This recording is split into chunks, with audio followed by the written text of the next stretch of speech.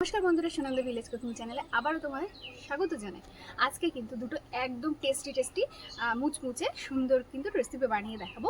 আজকে আমি বানাবো ঝিঙে ফুলের বড়া।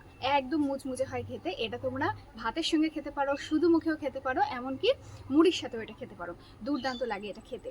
সন্ধ্যাবেলা টিফিনেও বানিয়ে খেতে পারো। আজকে তো আমি রান্নার সঙ্গে মানে ভাতের সঙ্গেই খাবো, তো তার সঙ্গে থাকবে আজকে জিরা কাতলা। এই গরমের দিনে মাছ খেতে, এই তো বাঙালিরা মাছ তো খাবেই, কিন্তু কি মাছ কিভাবে রান্না করে খাবে একদম সেরা স্বাদের কোনো সবজি ছাড়া জিরে কাতলা আমি বানিয়ে তোমাদের দেখাবো।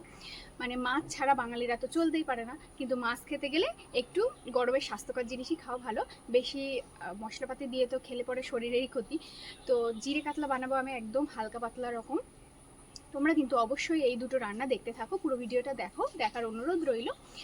আর আর কি রান্নার রেসিপি তোমরা আমার হাতে দেখতে চাও তাহলে সেটাও জানিয়ে দিও কমেন্টে, সেটাও আমি কিন্তু করে দেখাবো।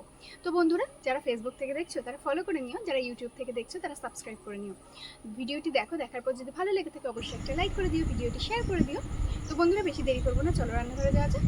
তো প্রথমে এখানে একটা বাটি নিয়ে নিয়েছি, দেখতেই পাচ্ছ। আর এখানে কিন্তু আমি ঝিঙেগুলো আগে থেকে সুন্দরভাবে কেটে ধুয়ে রেখে দিয়েছি। তো কিভাবে কেটেছি সেটা কিন্তু অবশ্যই দেখাবো। তার আগে বাটিতে পুরো ঝিঙেগুলো নিয়ে নিচ্ছি। তো দেখো, প্রথমে বলে দিই ঝিঙেটা কিভাবে কেটেছি। দেখো, যেভাবে দেখতে পাচ্ছ ভিডিওতে সেভাবেই কিন্তু আমি কেটে নিয়েছি। তোমরাও কিন্তু এভাবে কেটে নিতে পারো। তো এর মধ্যে এখন আমি দিয়ে দেব পরিমাণ মতো লবণ, দিয়ে বেশ খানিকক্ষণ কিন্তু ঝিঙেতে লবণ মাখিয়ে রেখে দেবো, যাতে ঝিঙের যে জলটা সেই জলটা যাতে ছেড়ে দেয় এবং সেই জলটা নিংড়ে ফেলে দেওয়া যায়। তো এইভাবে একটু ভালো করে মাখিয়ে নিলাম পুরো ঝিঙেতে। এখন এটা সাইড করে রেখে দেবো। আর ঝিঙে ফুলের বড়ার জন্য একটা সুন্দর ব্যাটার তৈরি করে নেব। প্রথমেই দিয়ে দেব বেসন,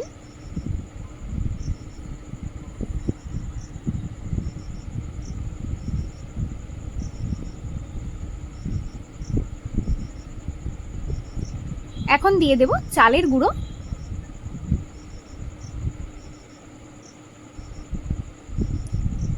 তো চালের গুঁড়োটা একটু বেশি পরিমাণেই দিয়ে দিতে হবে, তাহলেই কিন্তু মুচমুচে হবে।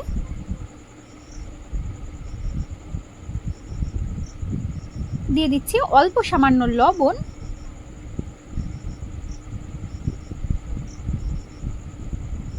ওদিকে ঝিঙেতেও তো লবণ মাখানো আছে, তাই বুঝে শুনেই কিন্তু দিতে হবে। আর দেব সামান্য পরিমাণ হলুদ গুঁড়ো। এবার এই সমস্ত কিছু একটু হাত দিয়ে ভালো করে মিশিয়ে নেব। এখন আমি দিয়ে দেবো একটু একটু করে জল দেবো, সুন্দর একটা থকথকে ব্যাটার তৈরি করে নেব। বেশ অনেকক্ষণ ধরে ফাটিয়ে নিতে হবে। তো এদিকে কিন্তু কড়াইতে আমি তেল গরম হতে বসিয়ে দিয়েছি, আর মাছে কিন্তু লবণ হলুদ মাখিয়ে রেখে দিয়েছি। তো মাছগুলো এখন লাল লাল করেই ভেজে নেব।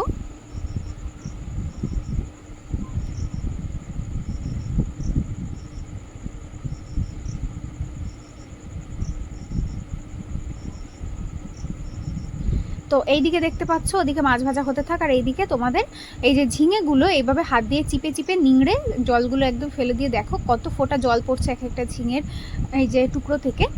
তো এগুলো কিন্তু নিংড়ে নিংড়ে দিয়ে দেব এই ব্যাটারের মধ্যে। আর প্রত্যেকটা কিন্তু এভাবেই করতে হবে। তো একবারে তো সবগুলো ভাজা যাবে না। তো এই মাছ ভাজা হয়ে গেলে সেই তেলেই কিন্তু যতগুলো ধরবে ততগুলো কিন্তু ভেজে নেব। তো এদিকে আমার মাছ ভাজা হয়ে গেছে, লাল লাল করেই ভেজে নিয়েছি, নামিয়ে নেব।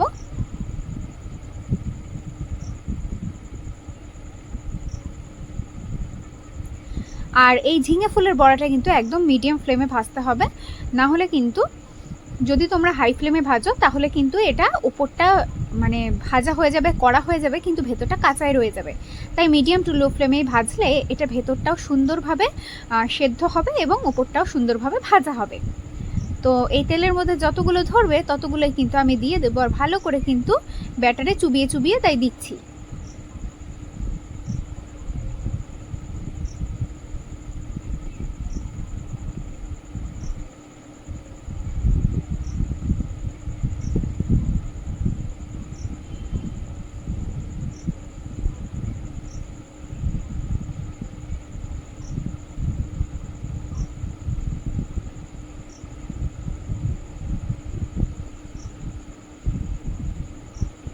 তো আমার কিন্তু এরকম নিত্য নতুন রেসিপি প্রতিদিন বানিয়ে তোমাদের দেখাতে খুবই ভালো লাগে। আর তোমরা আর কি রেসিপি দেখতে চাও জানিও। তো এদিকে কিন্তু আমি লাল লাল করে বেশ অনেকক্ষণ ধরে ভেজে এগুলো একদম লাল লাল করে ভেজে নিয়েছি। এখন আমি কিন্তু তেল থেকে নামিয়ে নিচ্ছি।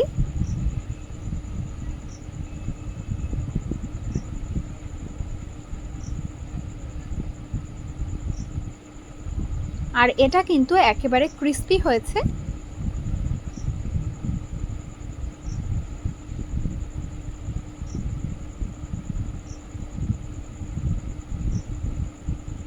এটা কিন্তু ডালের সঙ্গে খেতেও ভালো লাগবে এবং মুড়ির সঙ্গে খেতেও ভালো লাগবে।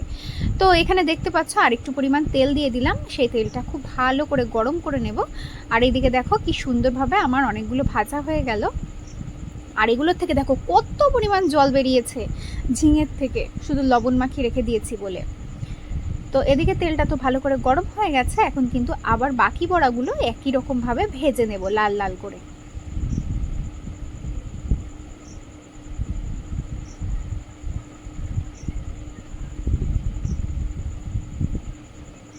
এটাকে ঝিঙে ফুল কেন বলা হয়েছে, এটা ঝিঙের এটা মানে যেভাবে কাটা হয়েছে সেটা একদম ফুলের মতো দেখতে লাগে, কিছুটা, পুরোটা না হলেও কিছুটা ফুলের মতো দেখতে লাগে, তাই জন্য এটাকে ঝিঙে ফুলের বড়া বলা হয়েছে।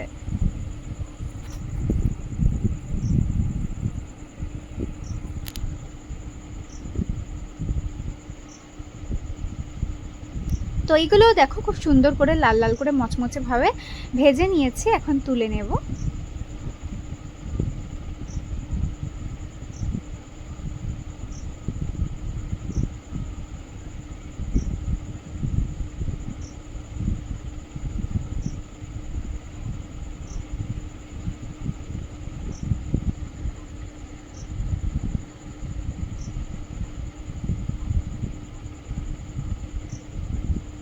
তো সব ঝিঙে ফুলের বড়া ভাজা হয়ে গেল। এদিকে কিন্তু গরম তেলের মধ্যে দিয়ে দেব জিরে আর শুকনো লঙ্কা, দিয়ে দিলাম টমেটো কুচি,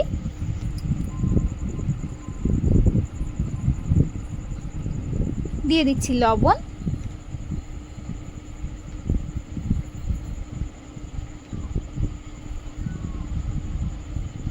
আর হলুদ গুঁড়ো।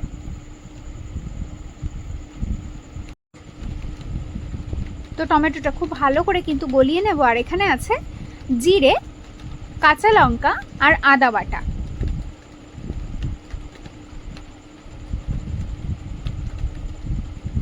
তোমরা কিন্তু জিরা কাতলা ছাড়াও এই একই রকম পদ্ধতিতে জিরা রুইও বানিয়ে নিতে পারো।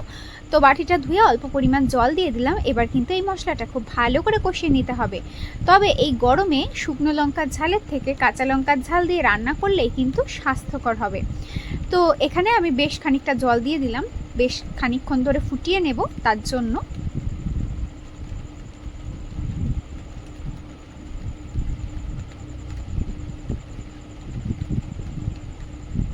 তো এদিকে দেখো কত সুন্দরভাবে ফুটে উঠেছে।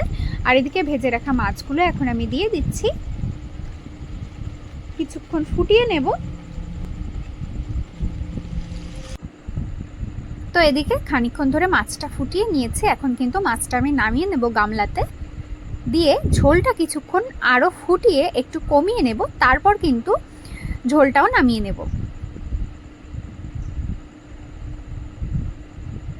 তো এদিকে ঝোলটা আরও কিছুক্ষণ ফুটিয়ে নিয়েছি দেখো, তবে এরকম পাতলাই থাকবে ঝোলটা। এখন নামিয়ে নেব। তো আজকের মতোটা